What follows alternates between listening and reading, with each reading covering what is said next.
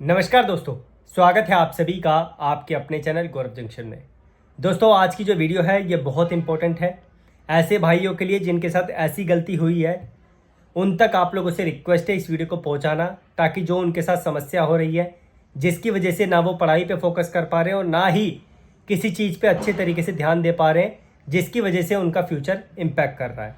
मैं यहाँ पे डॉक्यूमेंट करेक्शन की बात नहीं कर रहा, मैं बात कर रहा हूँ एक ऐसी चीज़ की जो कुछ बच्चे अपनी तरफ से कर देते हैं, जिसकी वजह से उनके फ्यूचर पे इम्पैक्ट पड़ता है और आगे चल के दिक्कतों का सामना उनको करना पड़ता है।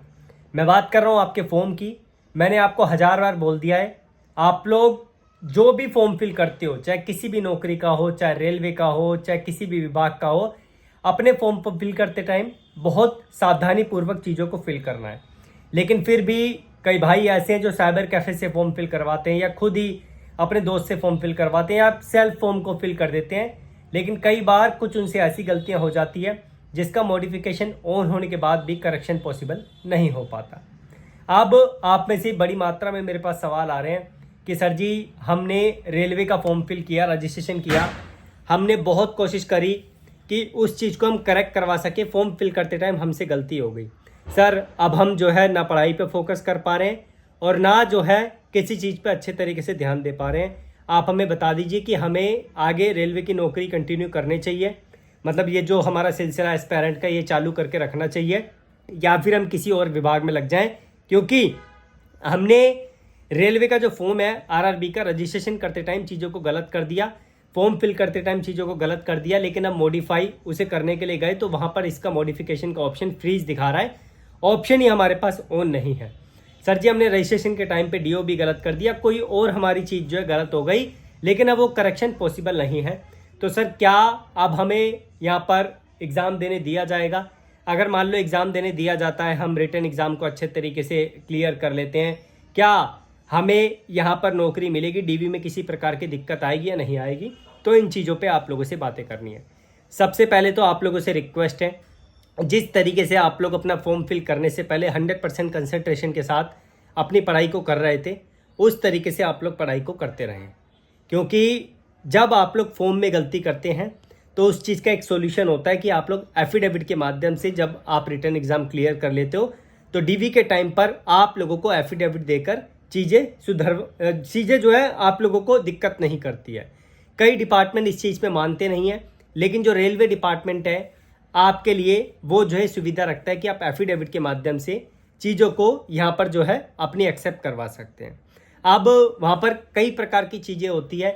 जब भी आप लोग ऐसी सिचुएशन में फंसते हैं, आपका रिटर्न क्लियर हो गया लेकिन आपका डीवी जब होने जा रहा है तो एफिडेविट की बात होती है। तो जब भी नोटरी से आप लोग एफिडेविट बनवाएं तो वहाँ पर एक ही बात आप लोगों को लिखवानी है कि ये साइबर कैफ़े वाले की गलती है, आपकी खुद की गलती से इसमें कुछ नहीं हुआ है।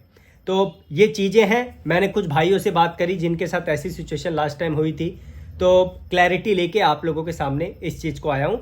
तो घबराने की ज़रूरत नहीं है, जिस तरीके से आप लोग पढ़ाई कर रहे थे उस तरीके से आप लोग पढ़ाई करते रहिए 100% कंसंट्रेशन के साथ। अब एक दूसरी चीज़ जो आती है वो थोड़ी डिफरेंट है। कई बच्चों के डॉक्यूमेंट में ही गलती है, फॉर्म में गलती नहीं है, उनके डॉक्यूमेंट में ही गलती है, जिसकी वजह से उनका फॉर्म भी गलत हो गया। क्योंकि नाम तो आपने अपने 10th के बेस पे डाला या किसी और चीज़ के बेस पे डाला, आपकी वहीं पर गलती थी, जिसकी वजह से जो है आपका फॉर्म भी गलत हो गया। तो इस सिचुएशन में क्या करें?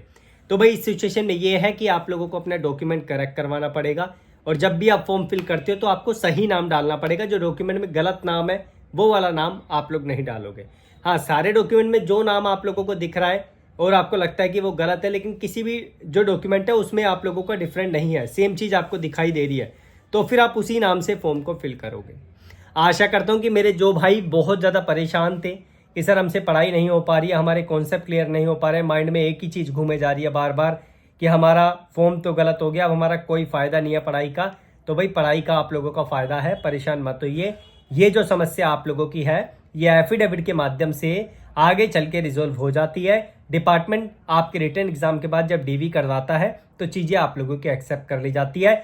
लेकिन फिर भी आप लोगों से मैं एक चीज़ बोलूँगा कि जब भी आप लोग अपना फॉर्म फिल करें, रजिस्ट्रेशन करें किसी भी विभाग का, तो 10 बार उस चीज़ को देखें, तब जाके फाइनल सबमिट करें। तो कई बार क्या होता है कि चीज़ें एडिट नहीं होती है, इसी वजह से किसी भी चीज़ का फॉर्म फिल करें उसे 10 बार देखकर फिर जाके जो है उस चीज़ को आप लोग यहाँ पर सबमिट करें।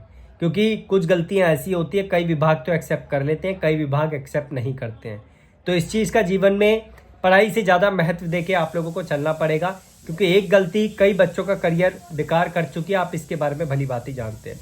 और मैं आपको एक चीज़ और बता चुका हूँ भाई, अपने डॉक्यूमेंट में करेक्शन करवाइए जितना जल्दी हो सके उतना जल्दी, सो दैट जो आने वाली भर्तियाँ हैं स्पेशली ग्रुप डी की, उसमें आपको किसी भी प्रकार की दिक्कत का सामना ना करना पड़े। धन्यवाद।